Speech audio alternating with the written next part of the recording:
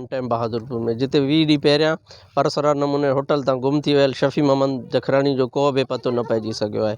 हुन जे घर में ख़ुशियूं ईद जूं ख़ुशियूं मातम में तब्दील आहिनि। अचो त वधीक हुननि सां ॻाल्हायूं, उन्हनि जो छा चवणु आहे। ॿाहिरि सुतो पियो निंड में खणी विया आहिनि। असांजो ईद हज जो ॾींहुं आहे। ॾिस हर हंधि ख़ुशी आहे, असांखे ख़ुशी न आहे तॾो विछाई वेठा आहियूं। असां ख़ुदा जे वास्ते असांजे वापसि मोटाए ॾियो, पंहिंजे बचनि जे सदके क़ुरान जे सदके। असांजो ज़ोर ज़लल न आहे, असांजो छोकिरो वापसि मोटाए ॾियो। अलाह जो इसम तव्हांखे पंहिंजे बचनि जे सदके असांजे वापसि मोटाए ॾियो। चौकीदार ग़रीब मिसकीन उते सुतो पियो निंड में खणी वियो अथनि।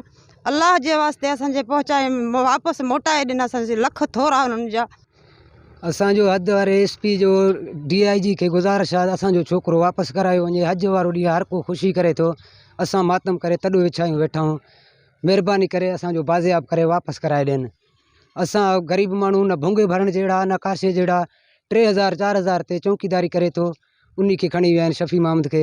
महिरबानी करे हद जो SP जेकोबाद खे गुज़ारिश आहे IG सिंध खे त असांजो छोकिरो वापसि कराए ॾियनि। असां ग़रीब माण्हू 3000 ते चौकीदार असांजो भाउ शफ़ी मोहम्मद होटल ते सुते अवगाह थियल आहे। असां ग़रीब माण्हू न करण जहिड़ा न ॻाल्हाइण जहिड़ा।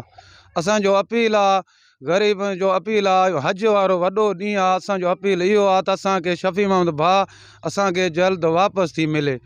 ग़रीब न भुंगे जहिड़ा न कंहिं सां विढ़ण जहिड़ा न ॻाल्हाइण जहिड़ा।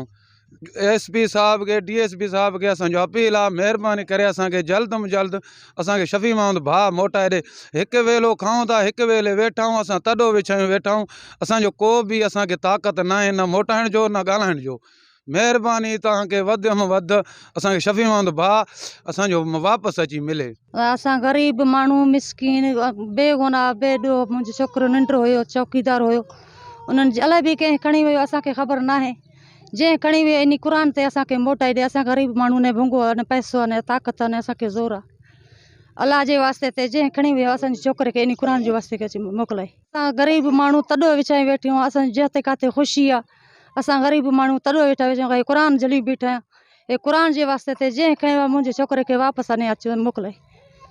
अलाह जे वास्ते क़ुर जे वास्ते असां ग़रीब माण्हू। ॻाल्हियूं ॿुधियूं, हिननि जो चवणु आहे त असां SSP जेकाबाद DIG सिंध खे अपील कयूं था त असांजो अगवा थी वियल शफ़ी मोहम्मद खे जल्द बाज़ियाब करायो वञे त जीअं असां सुख जो साह खणी सघूं। कैमरामैन शाहबाज़ बाराणी सां इमदाद जान बाराणी, जेकब न्यूज़, बहादुरपुर।